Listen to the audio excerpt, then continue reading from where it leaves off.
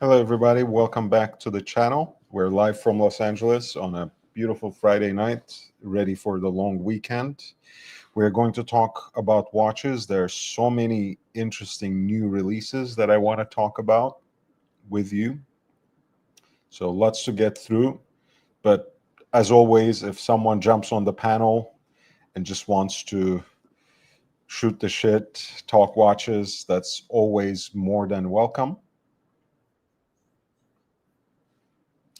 That still always happens, so I do apologize about that. I do have a very humble goal again of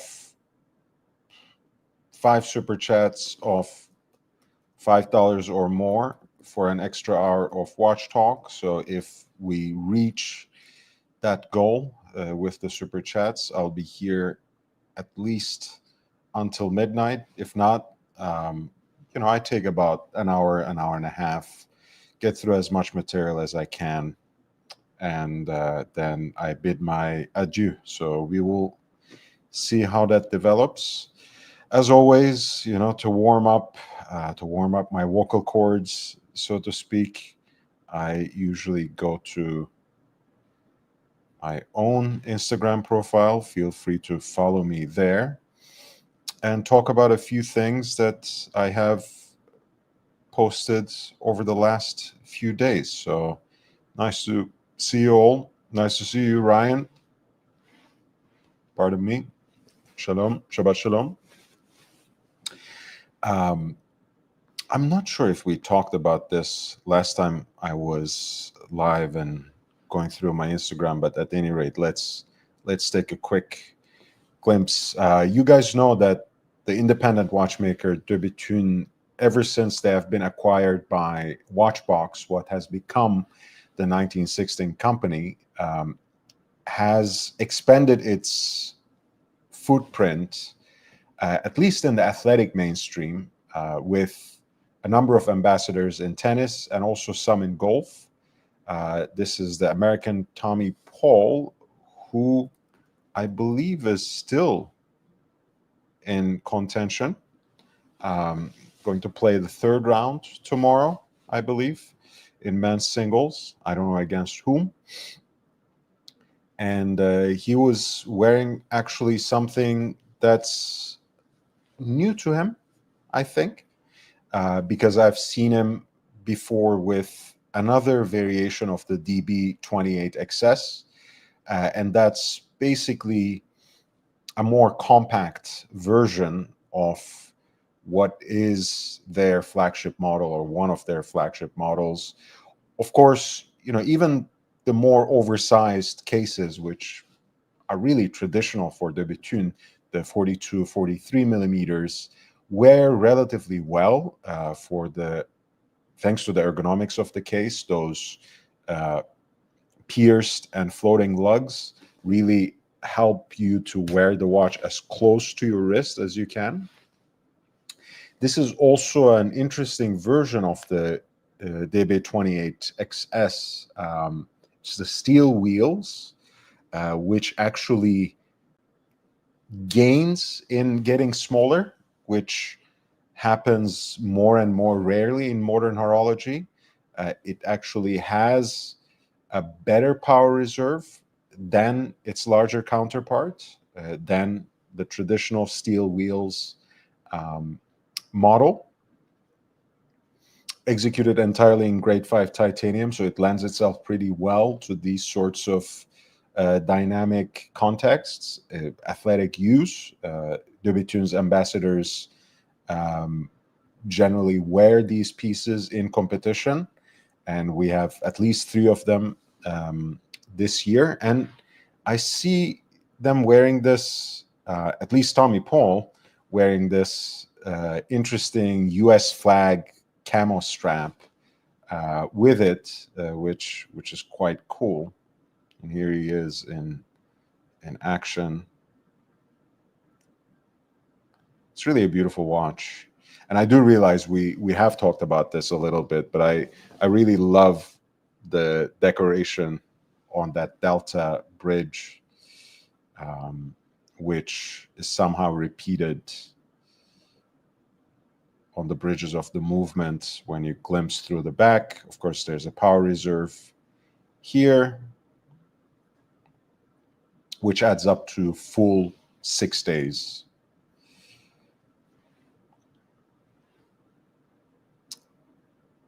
This is quite cool as well. Northern Irish golfer Rory McIlroy wearing an Omega Central Tourbillon. He's an Omega ambassador, but it's a very considered choice. It's a very whiz choice, a choice that will be made only by a watch idiot savant. Omega itself, actually, it's not really a signature complication or mechanism for them, but they do take a fair amount of pride in their tourbillon, because on their centenary in 1994, they basically produced their first serially produced tourbillon wristwatch, and that was a caliber 1170, which was hand wound. But the movement on this watch builds on that same architecture, enhances it with not only a self-winding mechanism, but also Omega's signature coaxial escapement, which, of course, they bought and patented from George Daniels.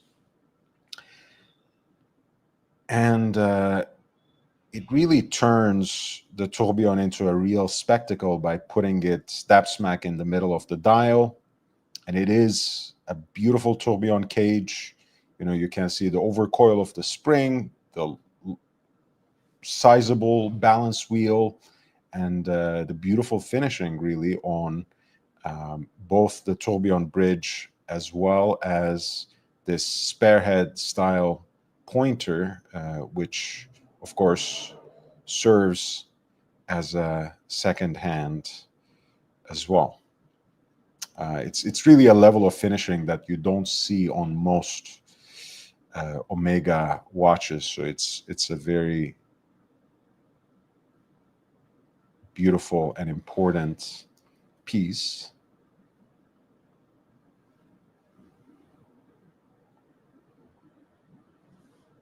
And I'm sharing these links with you in the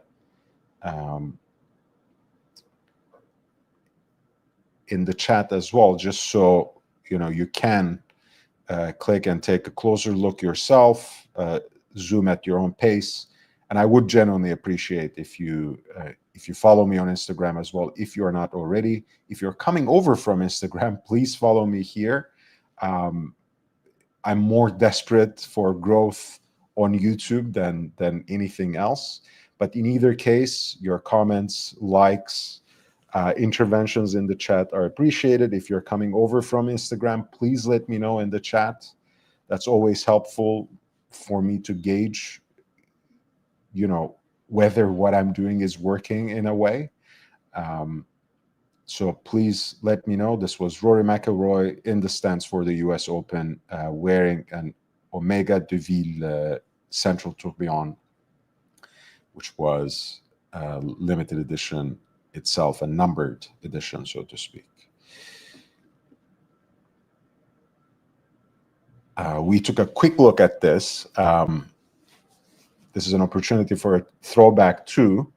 You guys know that the Bieber family loves smoothies, and they were on a smoothie run earlier this week in Los Angeles, in Beverly Hills specifically.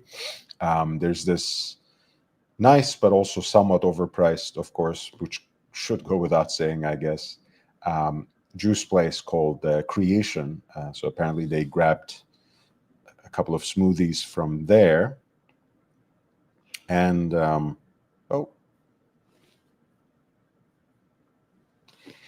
Justin Bieber was wearing a watch that has been in his collection for a while now, and it is 116528 with a diamond dial, if I'm not mistaken, certainly an 18 karat gold 6-digit Rolex Daytona with a champagne dial. And as you can see, he's ready to ready to go, ready to time anything that might come up with his unscrewed pushers. And incidentally, this is a watch that has been on his wrist for some years now. This is from 2012, so 13 years. He was barely 18 years old, I think, in this picture, and he's wearing that 116528 with the diamond dial. And it looks considerably newer and shinier, of course, than it has become. But I think what it may have lost in shine, it certainly gained in character. And I love the fact that he is using this sort of watch as his gada piece. Go anywhere, do anything, wear baggy jean shorts, a tight-fitting shirt, and whatever you call that hat that is on his head. I think Oakley shades, or at least something of that sort. I don't even know.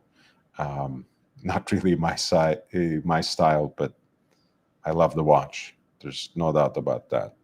Why not wear your gold Daytona anywhere to do anything? Patek Chris, nice to see you, man. Thanks for saying hi. Thanks for stopping by. McElroy should wear one of those Aquaterras that have unreal shock resistance. I haven't seen him wear a watch when he's actually golfing. Correct me if I'm wrong. I don't know much about golf, actually. I don't really watch unless it happens to be on TV wherever I find myself. I certainly don't play and don't know much about the sport in general. The extent of my knowledge, so to speak, of golf is whenever I get to tease my friend Aussie expat who takes it pretty seriously. Anyway, back to watches. This is Carolina Bucci, the famous Florentine jewelry designer. She has collaborated extensively with AP in the past, especially for their Royal Oak collection. 2016 was the date when they introduced the so-called frosted gold finish, which of course has its roots in the Florentine technique of hand hammering. And later on, for the 50th anniversary of the Royal Oak, she actually collaborated on this black ceramic piece, which was a limited edition, I think, of a limited run of 300 pieces, I want to say, 34 millimeters, with this beautiful sapphire crystal dial that had colors of the rainbow and had a interpolated, let's put it like that, the tapestry design, that grid-like structure of it at the very least. But the real inspiration of it was the kind of an urban one, let's put it this way, where you would see maybe a puddle with a little bit of oil or grease spilling into it, and where you would get this shine of the colors of the rainbow, which ends up being like this. But and I really love it, and I think 34 millimeter actually wears relatively nicely, right? If you have a lean wrist like me, if you have a smaller wrist as I do, it's certainly something you can take a look at, if not in the contemporary selection, certainly in terms of the broad back catalog that AP has. The 56-175, for example, is a very interesting reference to play around with. It's quartz powered, 33 millimeters in diameter officially, I think, but they have done so many interesting pieces there, from variations of tantalum and pink gold in two-tone executions, two tantalum with stainless steel details, which is the so-called Royal Oak Championship. Their first collaboration with Nick Faldo, since we were talking about golf earlier. Anyways, coming back to Carolina Bucci, again, this is one of the things that really excites me because it shows that she's not, she wasn't just a random person that they chose to collaborate with AP. She knows her watches, she knows her jewelry, and she is actually a damn good designer. And she's wearing those everyday bracelets from her own collection, her own designs, right here.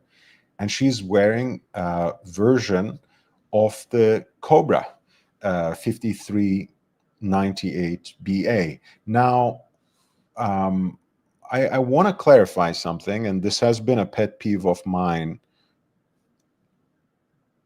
ever since the Cobra that also makes its appearance on the Shah's wrist, the 5403 BC specifically, caught some sort of a hype. And that's the adjacent reference, as you probably already know, to the Royal Oak, which is 5402. A lot of these shady gray market profiteers started calling just about any integrated bracelet, AP dress watch, a Cobra. That's certainly a stretch. I don't participate in that. But for me, beyond the 5403, which is, of course, the Cobra reference, any iteration of that design with this intricately woven bracelet that does resemble, in a way, the snakeskin pattern is a Cobra, right? There are other experts, other collectors, other dealers who might disagree with that, but I'm pretty set on this. And the reason I am pretty set on this view is because that is the integral part of the Jar Argenta design of the Cobra. It is really the integrated bracelet, integrated woven bracelet look that gives that watch its character. Of course, the 5403 is a slightly different look, and I know this has been a little bit of a digression as we were going through it, but I do want to show you what the Cobra looks like. This is a white gold version of it with diamonds on the dial. But for me, anything that carries over that particular bracelet design is indeed Cobra. Patek Chris has got a piece in the Archieverse. I don't belong to the Archieverse, at least not anymore. So I don't really care, but I like you, so I will entertain this. Referred to from the boardroom to the bordello. That, unfortunately, that is my aesthetic, so I can't escape it, even though I have never been to a boardroom or a bordello for that matter. So, but it's my aspiration.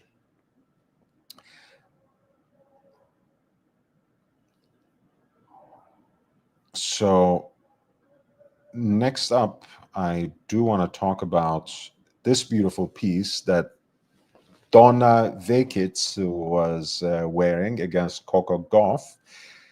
In a game she lost, in a game the Croatian Olympic silver medalist lost, but she is certainly winning the watch game, as you can see.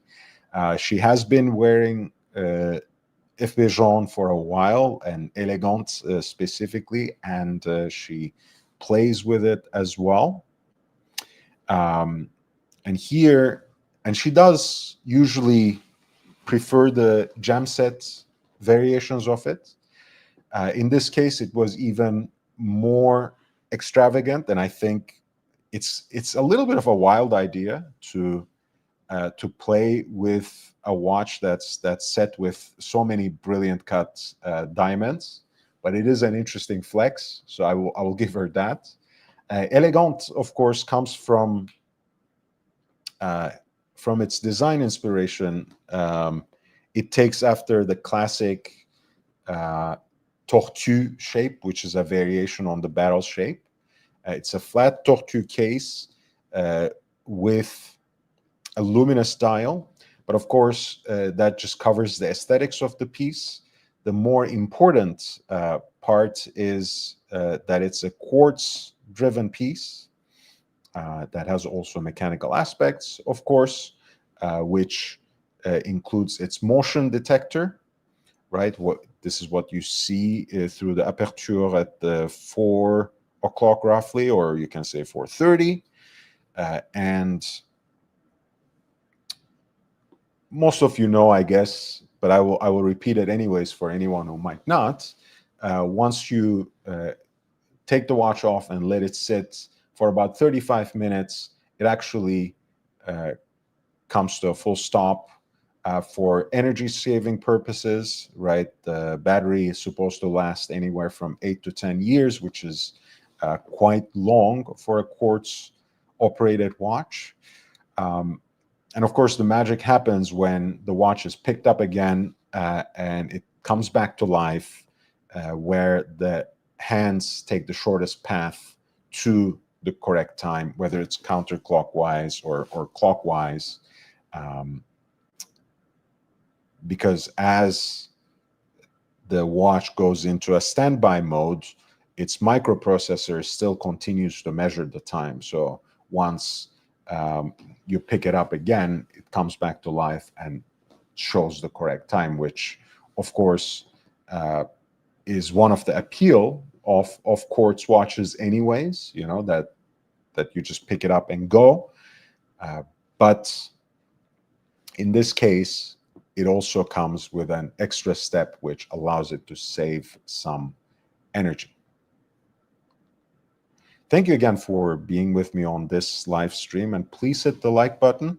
And if you aren't subscribed yet, please do so. If you're coming over from Instagram, please say hi in the chat so I know whether what I'm doing is working, whether I'm doing this right, guys.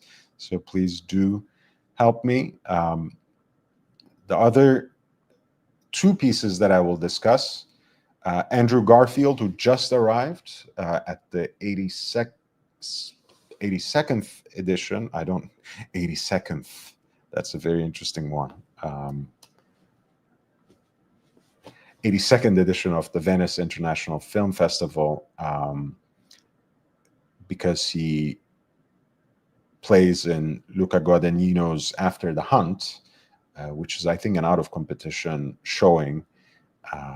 And he was fully draped in Jonathan Anderson's Dior, and he was wearing two Bulgari pieces, which is interesting because up until quite recently, he was endorsing Omega. So there must have been a shift there.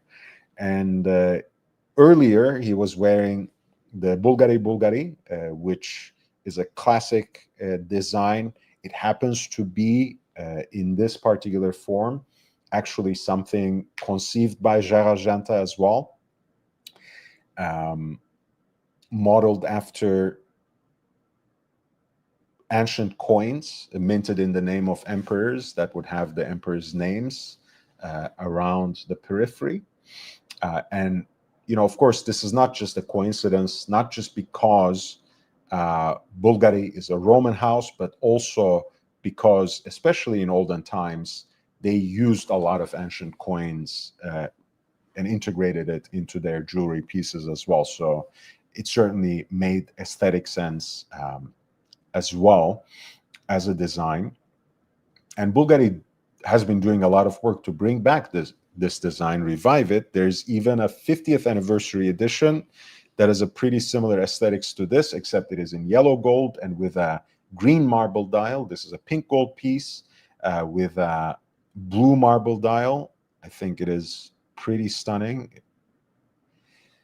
And then he was also wearing a version of the Octo Finissimo, the ultra-thin integrated bracelet watch they have, a sculptural design, which is Fabrizio Bonamassa Stigliani's iteration of Genta's octagonal designs.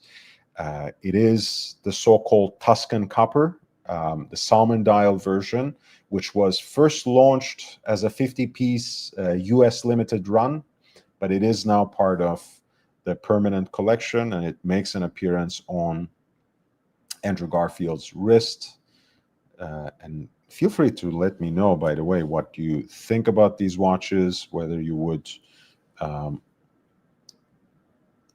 choose any one of them, prefer one over the other.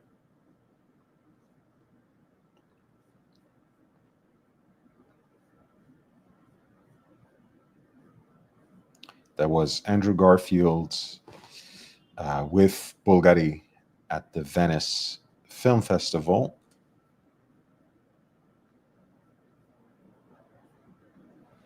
And that's about it in terms of what I want to discuss from Instagram. Again, your contributions are welcome, and obviously it helps me produce more content and more quality content on this channel.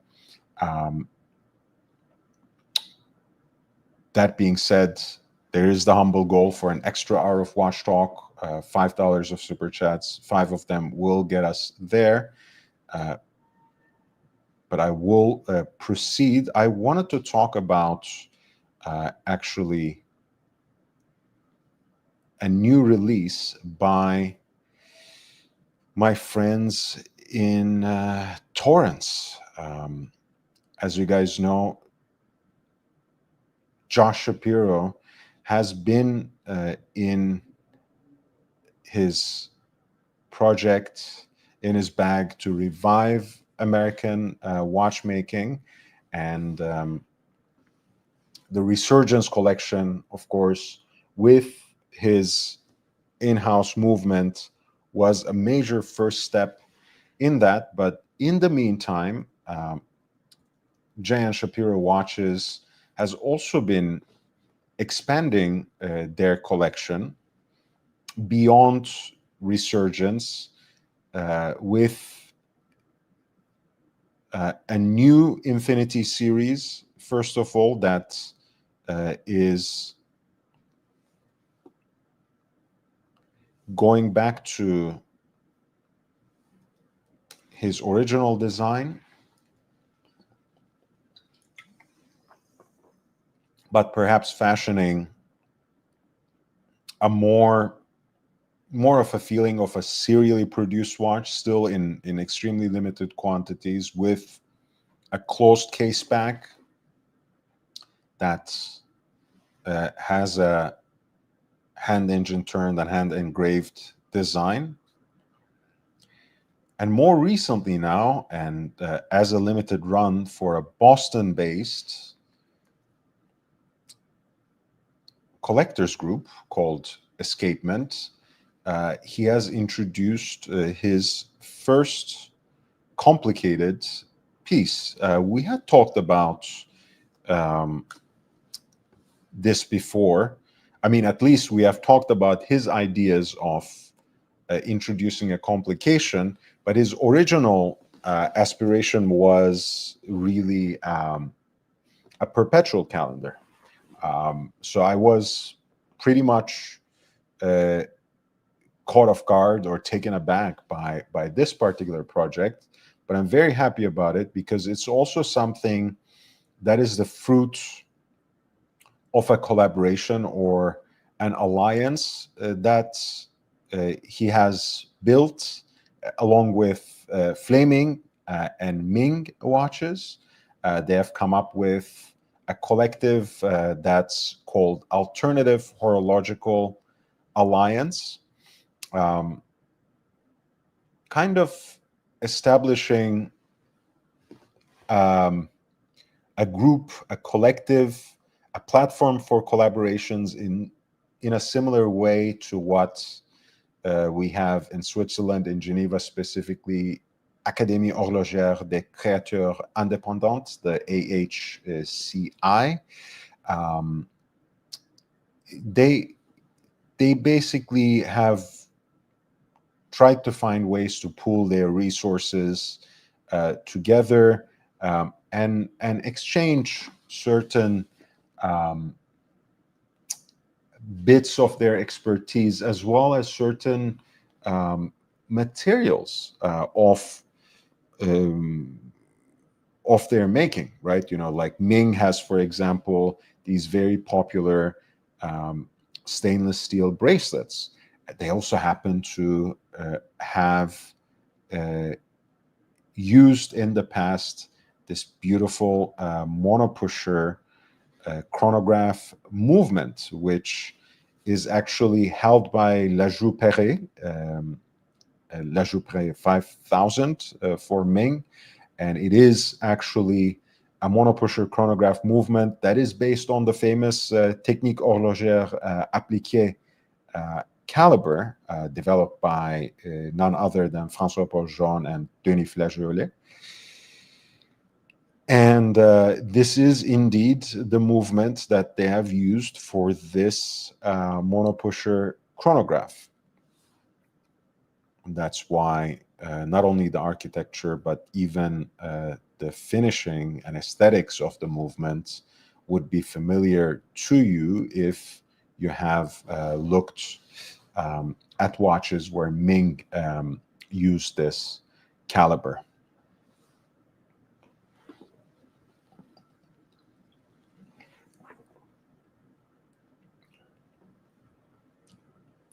The movement has hand-polished angles as well as pink gold coated and skeletonized bridges. So in a way, it's a step forward, because this brings in a complication into the lineup, because even if this was a limited edition and this was made for a collector's group with all watches spoken for, Josh has apparently committed to the idea of using this complication and making more watches with this complication. So it's not the last time we will hear about Shapiro chronograph. It is also, in a way, a kind of a side quest, so to speak, because it's not by any means an American-made movement. So it is a line that operates quite independently from the Resurgence series, in a similar way where the Infinity series continues. Scott Tarlow says, I saw this watch a few days ago. Great in person. It's really amazing to see. I mean, especially if you have gone to the manufacturer, it's really amazing to see them at work, to meet the team, and especially, of course, those Guilloche dials are really a treat in person.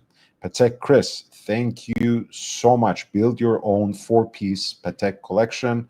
No budget, but no completely stupid profligate spending. Current catalog only. Wow, that's a great side quest for me. I don't want to rush the talk around the Shapiro watch, so I'm going to put a pin on it for a second, and let me go on this quest with Patek Chris's help. Thank you again. I don't take this for granted, but these are the kinds of super chats that keep the lights on. So I completely appreciate it. I will not take liberties with the brief you gave me, so I'm not gonna go for quadruple complication, like the one we just saw. I'm not gonna go for any minute repeaters. I'm not gonna go for the celestial stuff, so on and so forth. So I'm not gonna do that. However, I do already have, I think, quite a bit of ground now, because you made me stick to the current catalog. I might have to choose certain things that I might prefer in other configurations, but so be it. 5930 is one of my favorite references of all time. I find that it wears better, at least on my wrist, than the more popular and current 5935, which is available in stainless steel. I really like the G, the one with the blue dial, but yeah, I wouldn't kick this one out of bed for eating crackers, so to speak. I really like the combination of world time with the chronograph and a flyback chrono at that. I like how it picks up a relatively obscure piece from Patek's history, namely a special order piece that was made, I believe, for a physician, for a Genevan physician, of yesteryear, in a one-off example. And this is a piece that is held in the Patek Museum now. Of course, doesn't quite look anything like this. It is a special edition of the 1415 HU, Heure Universelle. But I love how they took that concept and created a very modern and actually sporty looking watch. It might not look exactly like that with this green dial, which is a little more stately, perhaps, than the blue dial, which is what I prefer. But this would be my first choice, actually. I find it very utilitarian. I find it very expressive of modern Patek. It is something very much signature Patek, but not in a way that mindlessly repeat something that they have done in the past. The second piece I want to go for is from the Complications collection. And I think you might, well, I have to say it's from the Complications collection again. And it is going to be, and perhaps this is also in a way predictable coming from me, it's the 5961.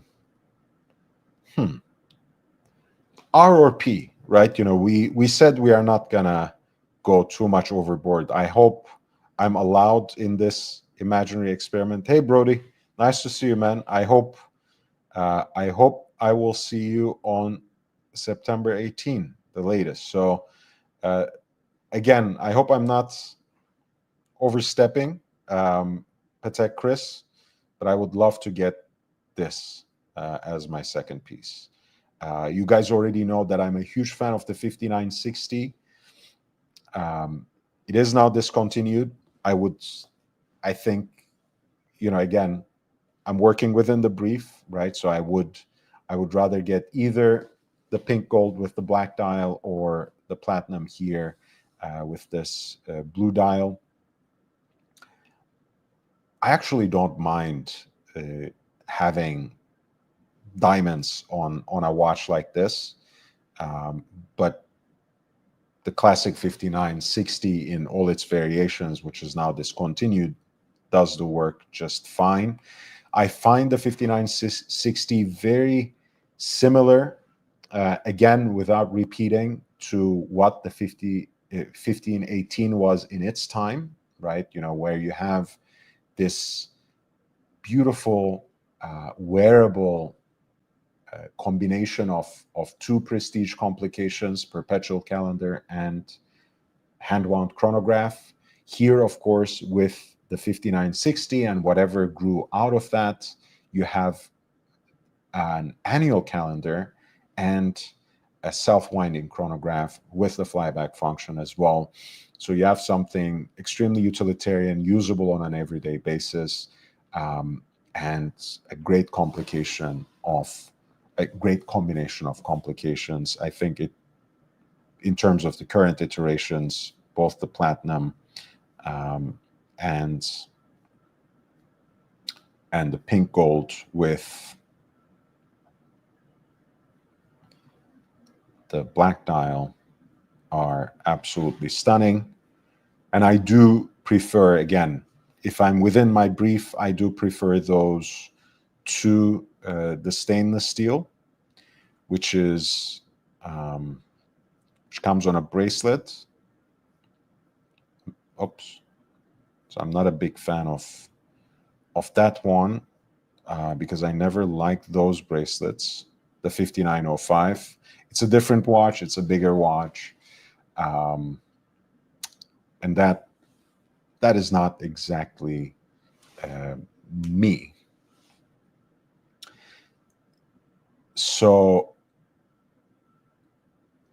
some might say I'm overdoing the chronograph, but I think a hand-wound chronograph is very different in terms of the wrist feel of the watch, in terms of also its aesthetics through the exhibition case back.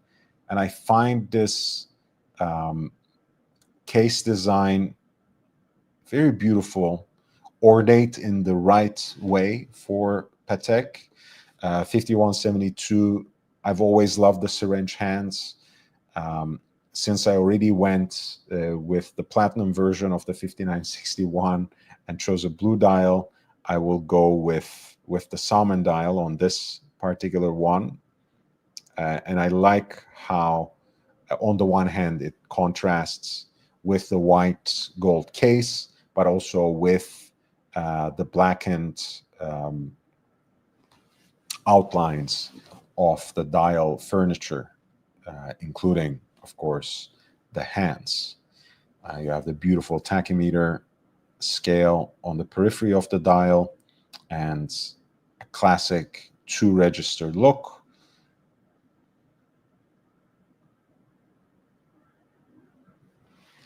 And of course, you have what replaced the classic Lemania base, Patek's first manufacturer-made chronograph movement, introduced in, I want to say 2009.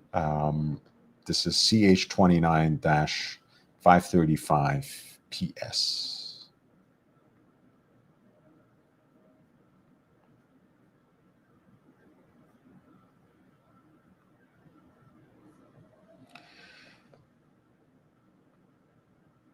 I've already gotten enough in terms of complications, and I've gone a little bit overboard with getting too many chronographs.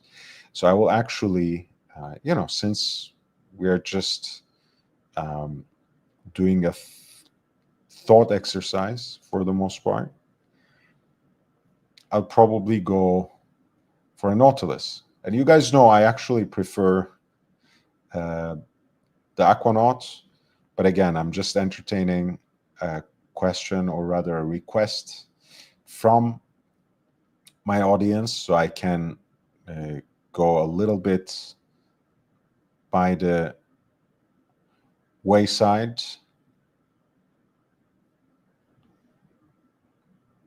I want this. Is that okay? Or this is also too much? If it's too much, I will just go for a 5811. I think 5740 line 1G is in many ways one of the ultimate pieces you can get from Patek. The hype around the Nautilus is obvious. You make up your own mind about it. I'm solidly for not being caught in the hype, which also means not to deny yourself the pleasures of a watch that you might actually like.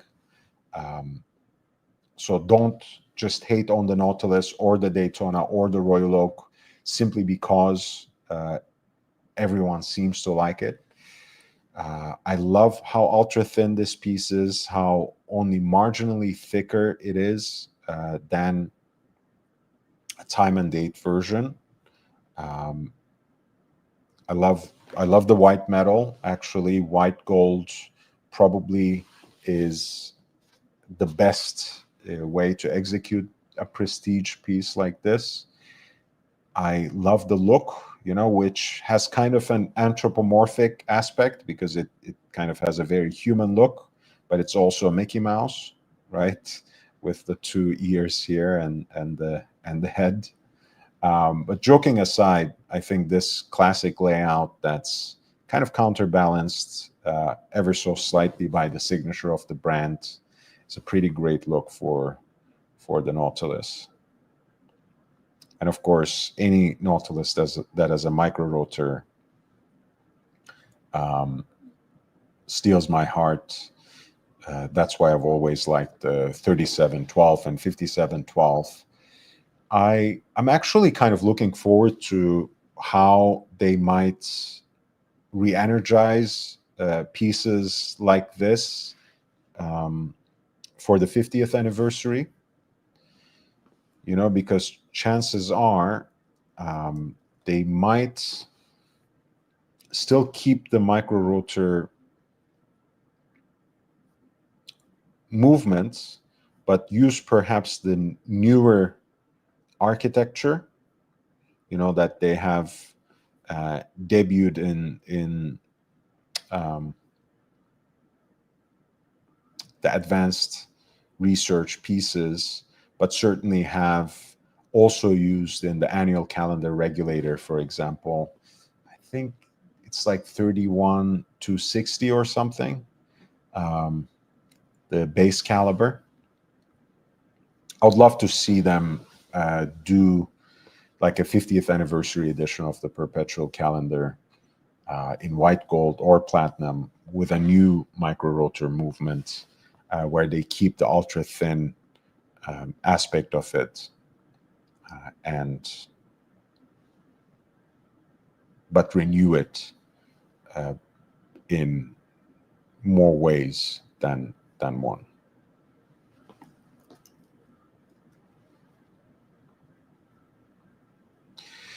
So that's it. It was the 5740 Line 1G. It was the 5930P. It was the 5961P. And it was the 5172G with the Salmon dial. So a little bit of a complication overload, I guess. But hey, when you have Patek, I think it's best to get as much of that as you can. A few close calls, of course, are the annual calendar regulator, which I actually do prefer in the discontinued white gold version. But in general, I really like this so-called Padellone case.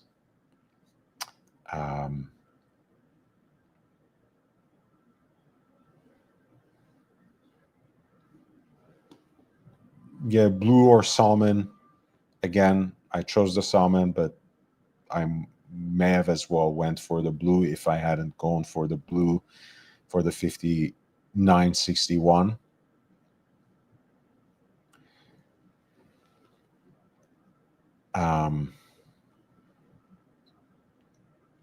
Obviously, again, going one step forward, I could have gone for the 5330G, which combines world time and date rather than world time and chronograph. Highly impressive again.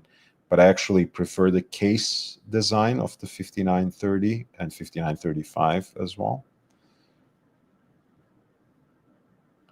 I actually don't mind the travel time 24-hour display as well. But yeah, that was my 4-piece collection from the current catalog, without going overboard, without perhaps having too many repeats, but still, I think, quite revealing of my own own predilections, own preferences. Coming back to Shapiro's piece, it is in stainless steel. It does have that sort of beautiful engine turned by hand dial. Central area in blackened zirconium with what they call progressive basket weave. Right, starting with a basket weave featuring 3 bars, then 4 bars, then 6, finally 8. And then the 30-minute counter, which is the subdial right here at 3 o'clock. That has the signature infinity weave, which is actually a pattern that's been designed by Shapiro himself.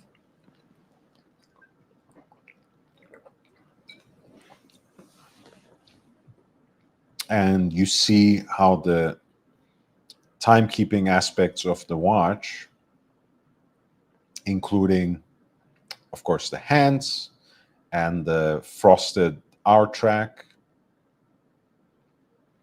are rendered in pink gold, and the chronograph parts, the subdial ring,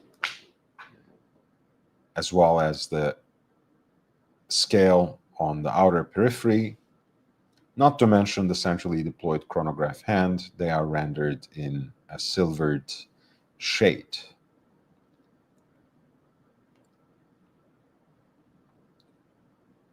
Again, the watches are all spoken for and sold. You see how the chronograph pusher is neatly integrated into the crown, which makes this, once again, a single button or mono pusher. Chronograph, start, stop, and reset functions are all integrated into that single button. Once again, this is the La Joux-Perret 5000 movement that has been previously used by Ming.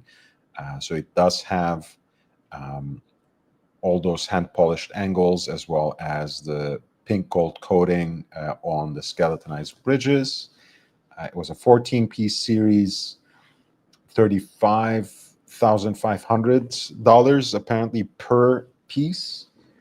And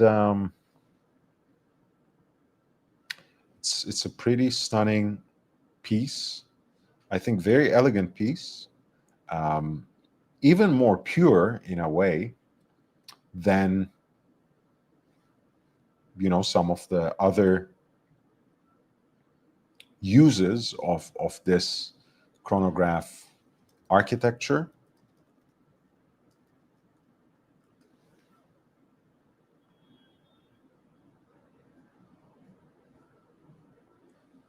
Of course, you know, even though the Ming watch that has used this movement, I think it was 3704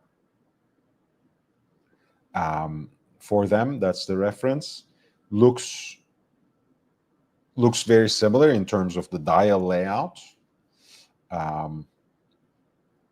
But this is a much more classically inspired, or you might say conservatively designed piece.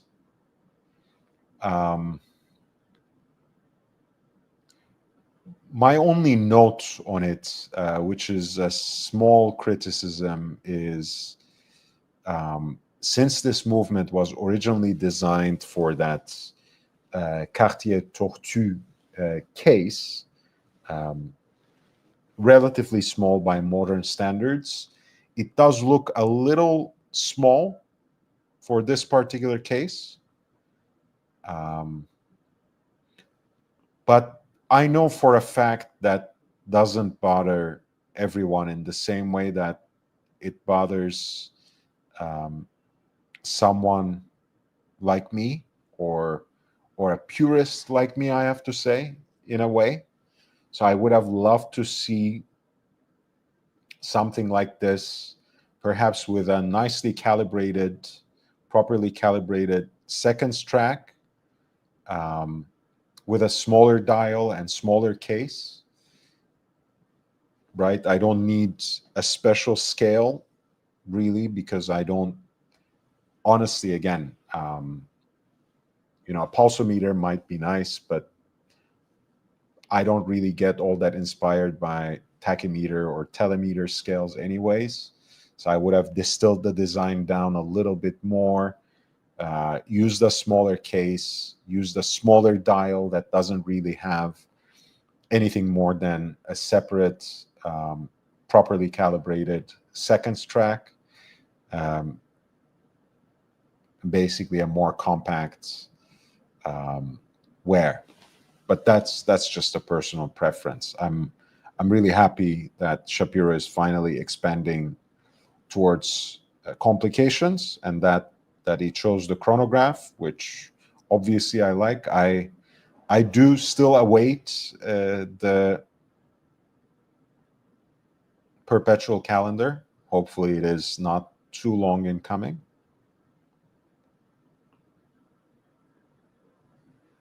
But this is quite cool as it is.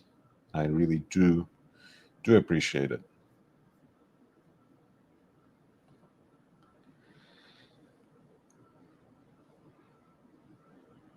The second piece I want to talk about, let's see if I can find it, because I did have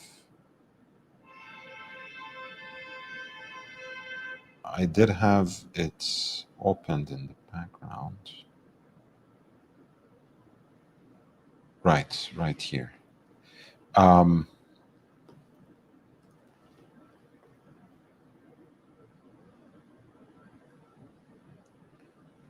You guys remember we have talked about some of Main's new releases in the past. Their integrated bracelet watch, Manhattan, which was actually using an hand wound movement to basically achieve the ultra thin aspect, which I find central to the design of the classic 70s Jean Argenta inspired integrated bracelet pieces. And it seems that Christopher Ward has taken a page from their book in a way. They have also now introduced a piece they call 12660. Now, again, my main problem with certain directions of Christopher Ward, certain designs that they have in their catalog, is the lack of originality. The fact that it seems to repeat a bunch of different designs that exist elsewhere, or kind of remix them in their own way, which is, I don't know. I like original things. I like authenticity. I like when people think for themselves and do things for themselves, and not do derivative stuff, not delegate everything to the AI and whatever else people use these days for their designs, for their creativity. But again, that's just me. The rest of the industry doesn't seem to care much. And Christopher Ward marches on. This is the 12660. It takes, after the thickness of the watch, right, the name 660, the case is 6.6 millimeters thin. And that is made possible by the use of a hand-wound movement, which I believe is the Sellita SW210. So it's pretty generic, but its decoration is specific to Christopher Ward. Otherwise, it is a movement that beats at 4 hertz, 28,800 semi-oscillations per hour, with the standard power reserve of 45 minutes. By the way, the goal ended with Patek Chris's single super chat out of the 5. So, I will probably end in about half an hour or so. But hey, if someone, I will add that timer for half an hour. Single super chat of $20 or more will actually extend the watch talk at least until midnight. Give us an extra hour of watch talk. So if you want to encourage that, the goal is there. If not, feel free to listen in. But please at least chime in the chat. Please hit the like button. Please share the link with other people so we can grow this community together. If you follow me from Instagram, make sure that you are subscribed here. If you don't follow me on Instagram, please do so. I would really appreciate that. At the end of the day, I'm trying to grow both, and I still have some ways to go.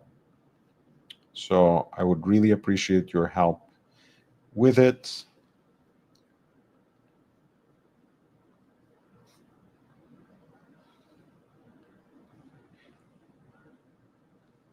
Again, this is not a piece that I own in any variation. Of course, 12 comes from the 12 point bezel of the watch. I really do like the dial design, kind of like a Grenet look, grained look. No date, so it has a certain visual balance to it that I appreciate.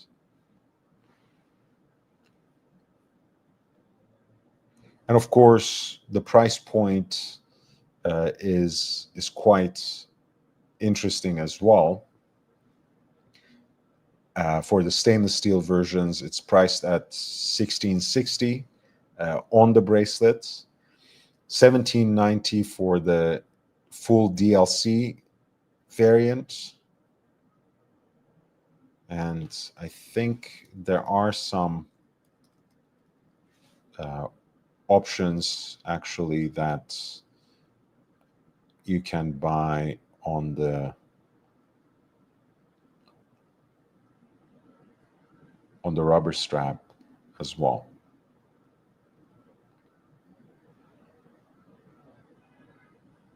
Green, blue, white, and black as dial options. The full DLC also in this particular way.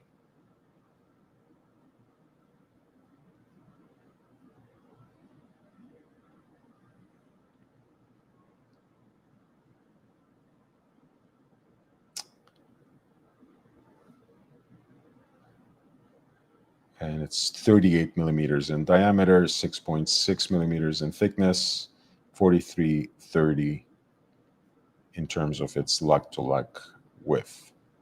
And that is the SW210 with their own spec in terms of design the élaboré version, so a little bit more decorated, and it also has a sort of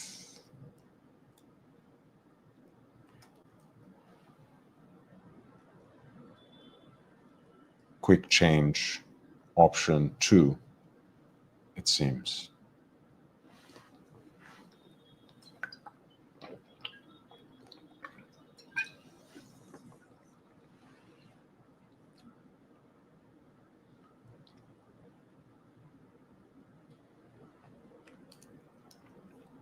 Going back to, again, chronographs, we have a collaboration between the independent watchmaker Viane Alter and William Messina's Messina Lab. This is a modern watch, modern looking watch that has a vintage heart, so to speak, because it has a Minerva movement in it, a chronograph movement, pardon me, that was first developed in 1920s and used in pocket watches, I think, until 1942.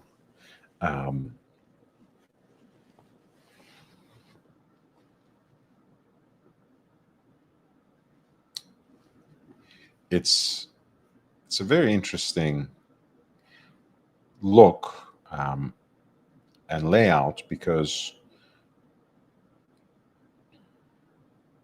kind of a regulator style display, right, where you have the hours at 3 o'clock,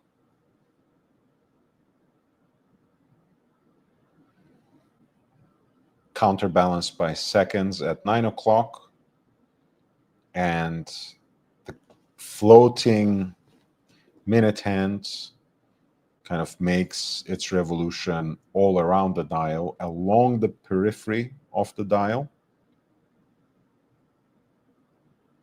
And it's basically like an arrow on a rotating sapphire disc, which creates that floating or mystery effect.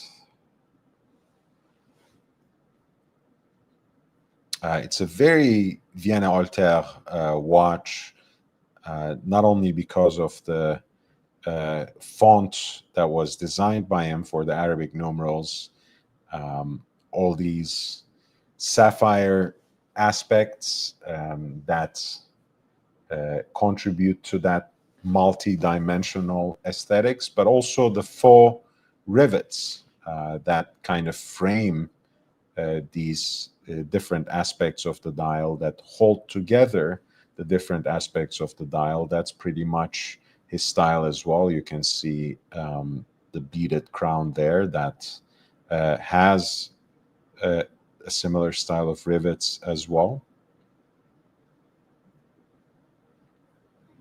Beautiful dial, honestly, very original. Really not my taste as well, but I do love this movement.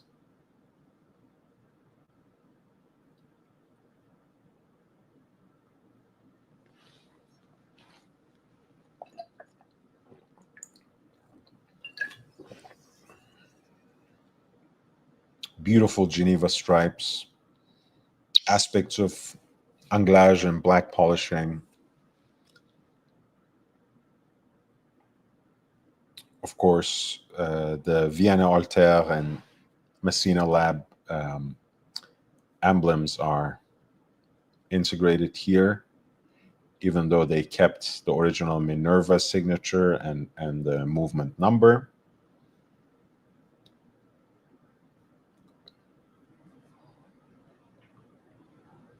And it's 37,000 in Swiss francs, the watch, including all taxes and tariffs, apparently. The case is a 42 millimeter case in diameter, 12 in thickness, which, pardon me, after all is said and done, is not huge in terms of its dimensions, precisely because it is based primarily on a pocket watch movement.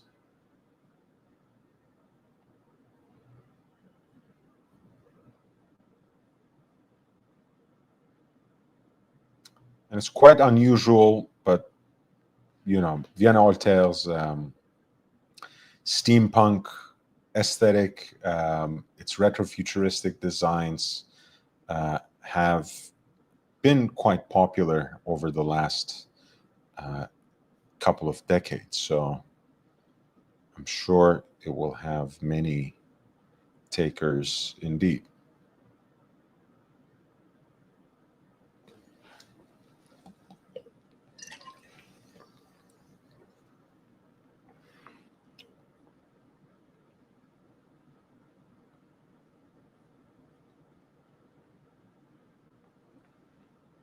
Please hit the like button as we proceed with perhaps our next step.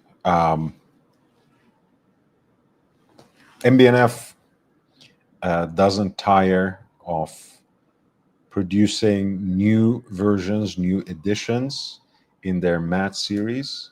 Of course, they have recently, well, relatively recently at least, introduced, in fact, the MAT 2, which, of course, is a different design, a different kind of watch altogether, namely a kind of jump hour piece designed by the famous Éric Giroux. However, this is a series that goes back to the MB&F MAD Edition 1, specifically the 1S.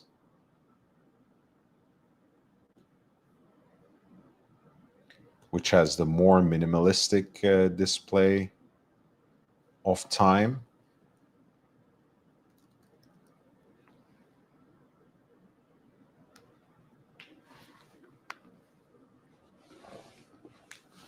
Powered by a Swiss-made La Joux-Perret G101 movement, generous amounts of power reserve, 68 specifically, 42 millimeters in diameter, 15 millimeters thick. But again, this is the slimmer version, and the watch actually wears relatively well on your wrist. The MAD 1 was never really my aesthetic, whether it's the initial version or the 1S. But those who wear them, those who swear by them, really love it. And I've never seen it look out of proportion or too large on anyone's wrist just yet. So I think it's pretty universally wearable, no matter the stated size, whether we are talking about the diameter or thickness.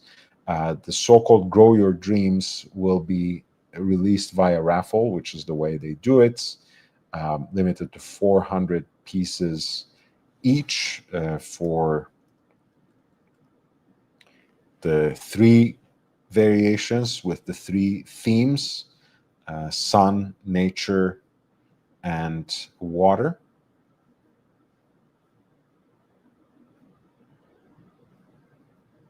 Right, I think this is water, nature, sun.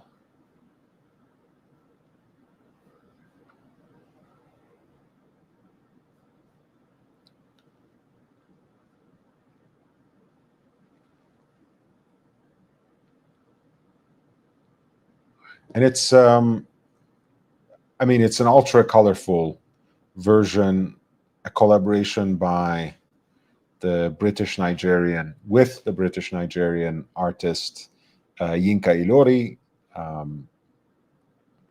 It's perhaps the most daring example of a Mad 1 yet.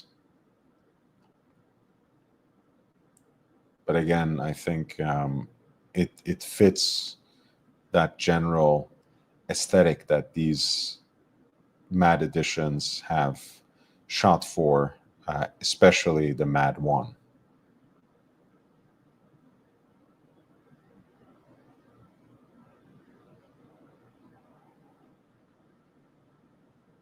Yeah, honestly, I mean, it kind of makes it even more resonant with a streetwear aesthetic. To be honest, I can certainly see people wearing these watches with some hype beast sneakers. It would go really well.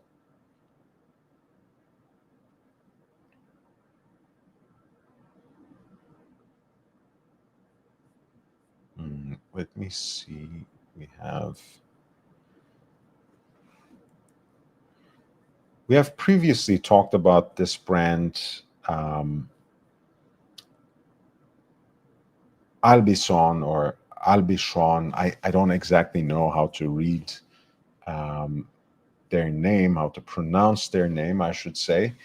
Uh, I really like the concept of this brand, which basically imagines a different version of the past, an alternative um, history, a past in an alternate universe, as it were, where uh, Albison designs tool watches from scratch, of course, with the proper inspiration. They're Type 10, right? And I'm sure you already get it, which reimagines the classic mid-century, pardon me, pilot's chronograph, especially those Type 20 specifications that were delivered to the air forces of the French Navy. Was a very interesting piece. This is their version of a regatta chronograph. It's what they call Marinograph, um, and it's also their fourth chronograph, and it is also in a way also it is a dive watch, right? It's a skin diver with a regatta chronograph function, you can say. The Maxigraph was their first watch, right? That was already a regatta chronograph, but this is a little bit different.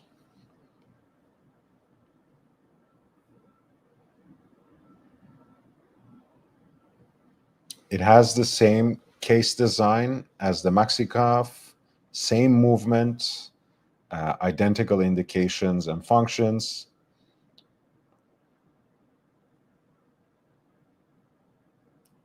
The Marinograph takes its inspiration from the post World War II America's Cup.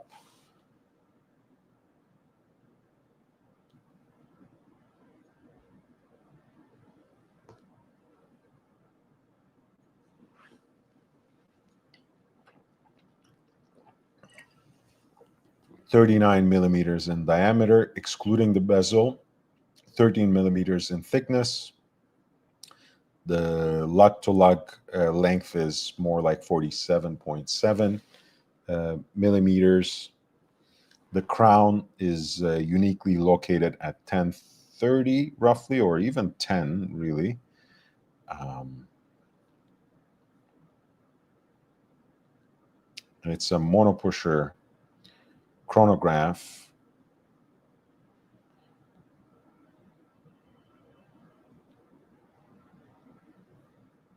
Where you have a slider of sorts. Let me see if there's a good picture of that right here.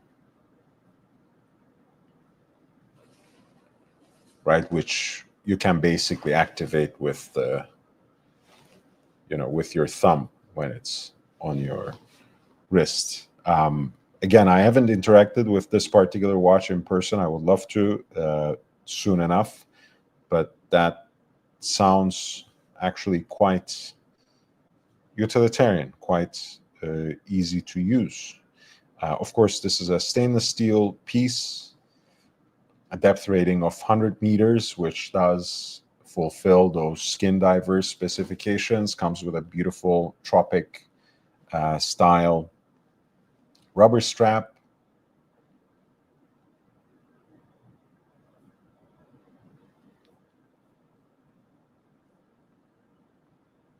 It's a nice solid case back.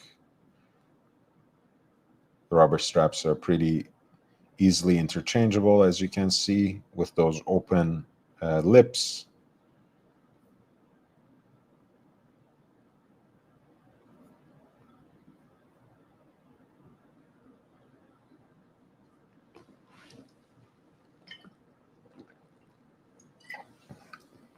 And the bidirectional bezel here is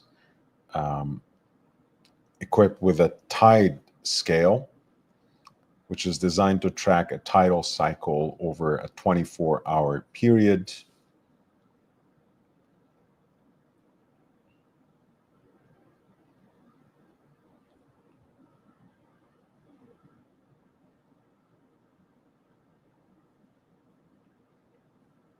And the dial comes in two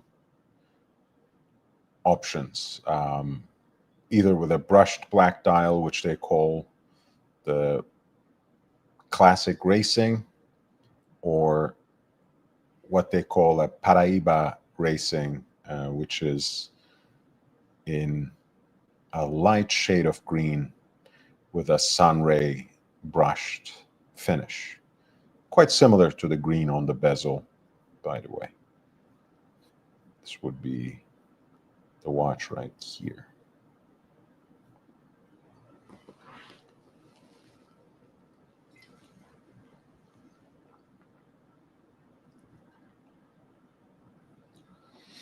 The movement is pretty specific, proprietary, so to speak. Obviously, it is based on the Sellita architecture, but to make a regatta timer out of that, a specific kind of chronograph, of course, has a few modifications. The modifications of Albeson actually also make it with a new main plate thinner.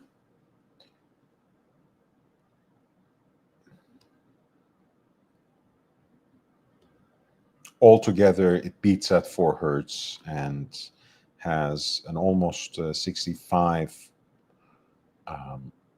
hours of power reserve. Obviously, it has a retrograde timer, right? As a regatta timer is more of a countdown and count up, like most chronographs are.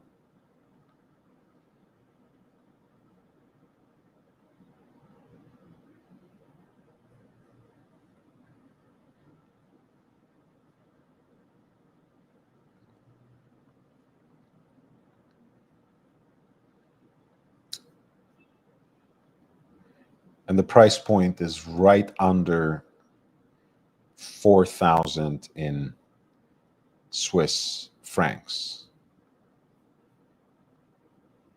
Both options come with 2 rubber straps.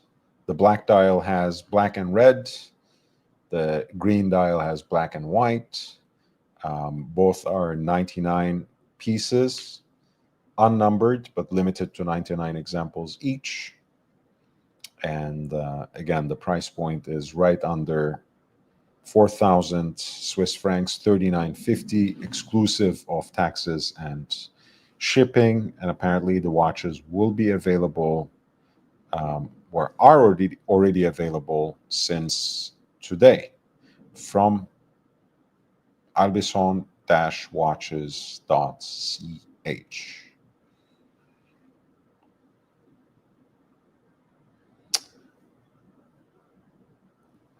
Let's see a few more things. We have spoken a little bit about Ming earlier, especially in terms of how the single button chronograph movements that they use is also used by the new Shapiro chronograph. This is another mono pusher, but it actually uses a different movement, a less boutique movement, so to speak. And we will get to that.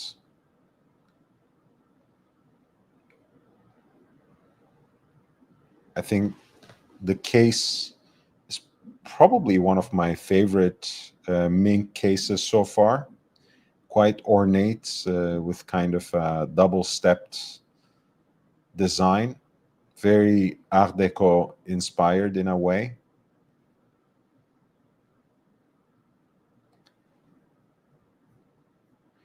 And it is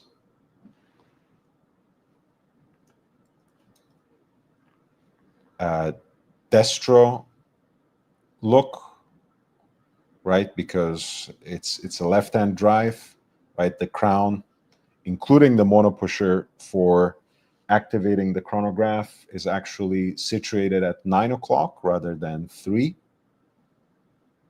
which interestingly might actually give it an easier access for some to operate it with your thumb when the watch is on your left wrist. Interesting enough. And that crown with its mono pusher, which slightly extends it, won't dig into your wrist either. Of course, beyond the complication, which we will come back to, the new Ming 5704 is distinguished with its dial,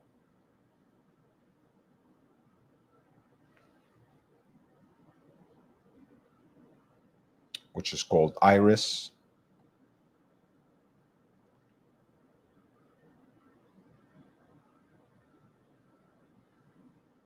So the stainless steel case is complemented by this unique finish on the dial, which has an iris-like look,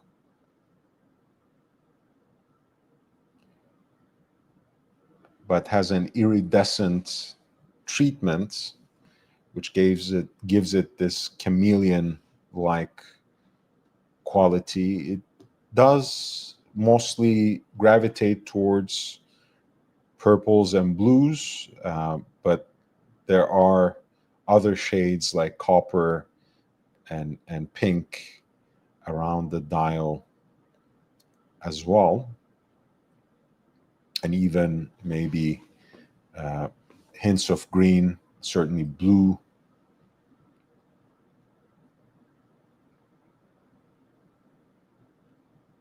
And of course, that laser engraved finish on the dial also act as minute markers, right? Since there are 60 of them, which is quite neat. There's a single chronograph counter at 6 o'clock. It's a 30-minute, I think it's a 30-minute totalizer.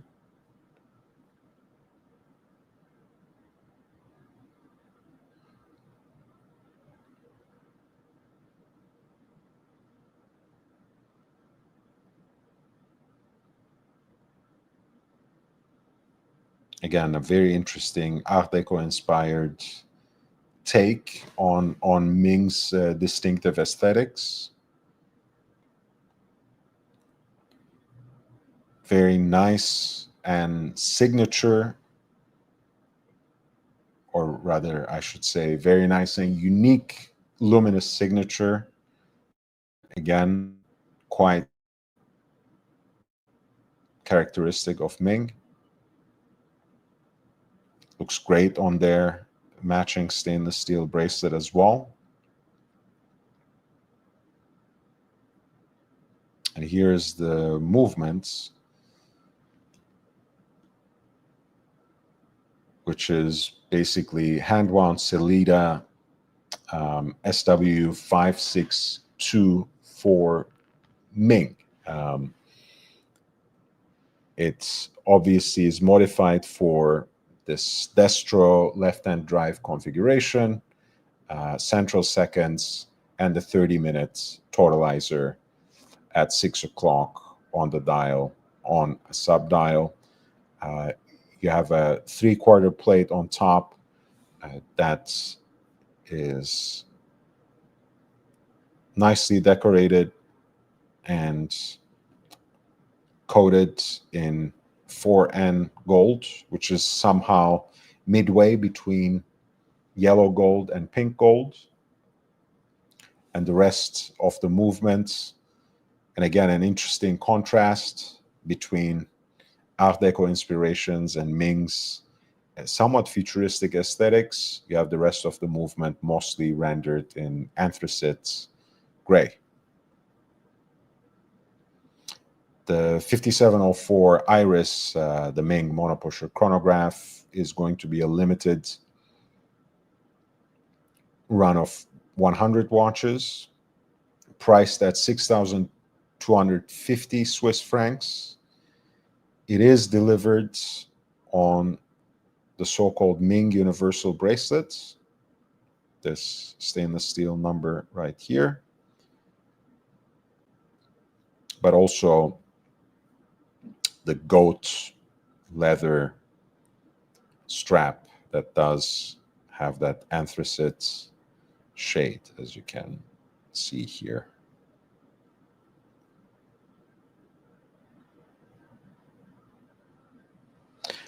Quite interesting, actually, that, you know, before you blink, time passes you by. As you see, I didn't even realize that Ming has been around for 8 years now. This is, what a way to celebrate. Again, it's never been my aesthetic, but I actually like this watch. I wouldn't mind having something like this in my collection. So I love this new direction. I like that it's much more affordable than the earlier monopusher chronograph that they offered. It was the Ming 3704, which does use the La Joux-Perret 5000 movement, which itself gets its architecture from the THA single button chronograph movement designed for Cartier by François Paulhan and Denis Flageolet. However, this is quite nifty as well, and I actually appreciate its unique aesthetics for once. Again, there are a few things that I would do differently, I guess, like the size of the crown especially, but the fact that they reversed it, that they designed this watch as a left-hand drive, as a destro piece where the crown goes to 9 o'clock, right? Someone like me would still wear this on the left wrist, and that crown, at least from a utilitarian perspective now, is arguably easier to activate and certainly wouldn't dig into your wrist, which is a net gain for sure. Once again, the piece is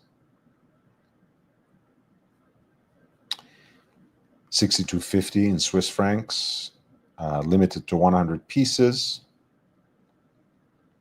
Comes mounted on the Ming Universal bracelet, but also with an additional anthracite colored leather strap. That is the Ming 5704 Iris.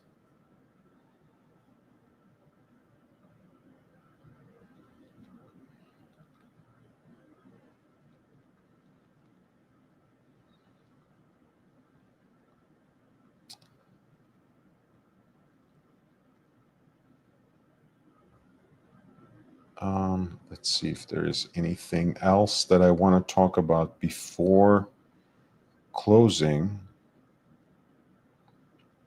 Actually, no. Since we didn't hit our goal necessarily, there's not much reason for me to stay for much longer. I do appreciate you all. So thank you so much for being here. If you have followed me from Instagram, I'm extra grateful.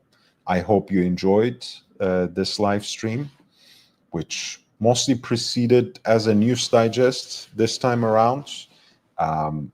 Usually I have the pleasure of some guests, whether they are actually invited in advance or just turn up by clicking on the pinned link and join me through the StreamYard.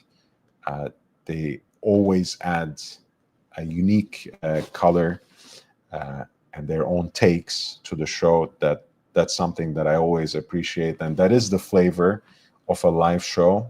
That unpredictability, that arbitrariness, that spontaneity. So I hope I can provide more of that in the future for you. I do still try to give some structure, some flavor of structure, of organization, and that is usually in the form of news from the watch markets, perhaps even going watch shopping in a way by scouring some of my favorite sources. It can be in the form of interviews with personalities from our horological world. It can also be my more in-depth takes on specific topics. And if you subscribe to the channel and explore some of the earlier live streams, even from a week or two ago, you will see exactly what I mean. We have looked at the Rolex CPO program, now 3 years into its life. We have looked at some of the new releases and what I consider to be perhaps their shortcomings, their strong points. I've also looked at the development of the secondary markets, not only in the post-pandemic era, perhaps, but even over the last decade, and how it might yet develop and even overtake the primary retail part of the market over the next decade as well. So feel free to check those out, but please hit the like button. Don't forget to leave a comment. If you migrate from Instagram, make sure to subscribe here. If you haven't checked out my Instagram account, if you haven't followed me on Instagram, please follow me there as well. I like that. I like having that synergy. I really do want to bring those two communities together in the future. Once the live stream ends, feel free to leave a comment. I want to reiterate, this is a purely independent channel. It is my labor purely. I'm the only person who works here with no help whatsoever from anyone. No technical support, no financial support, nothing whatsoever. So I really depend on your support, and I think it's right to ask, since I only serve you. right? I don't look after the interests of some third party, whether it is some gray market dealer or some other possibly more sinister industry source. I don't work for any brands or auction houses. I give you my informed take. I share with you my expertise. And if you want to support the channel, in return to that, YouTube gives you a few options. Of course, the super chats, the super thanks that you can do after the video ends. If you choose to support me in another way, there are a few links in the video description, so feel free to use those. In either case, I will see you soon enough, certainly on Instagram, but I should be live around the same time here tomorrow as well. So hopefully I can catch you then if you haven't caught me now. I try to keep these things succinct unless there's a good reason to extend them. So there's some value in replay. I've gone a little overboard, by 10 minutes. I hope that doesn't work against me. But hey, please feel free to pass along the link. And again, hit the like button on your way out and leave a comment after the live stream concludes. With that being said, I will see you in the next one. Stay safe, stay healthy, wear and enjoy your watches. I'll see you tomorrow, hopefully.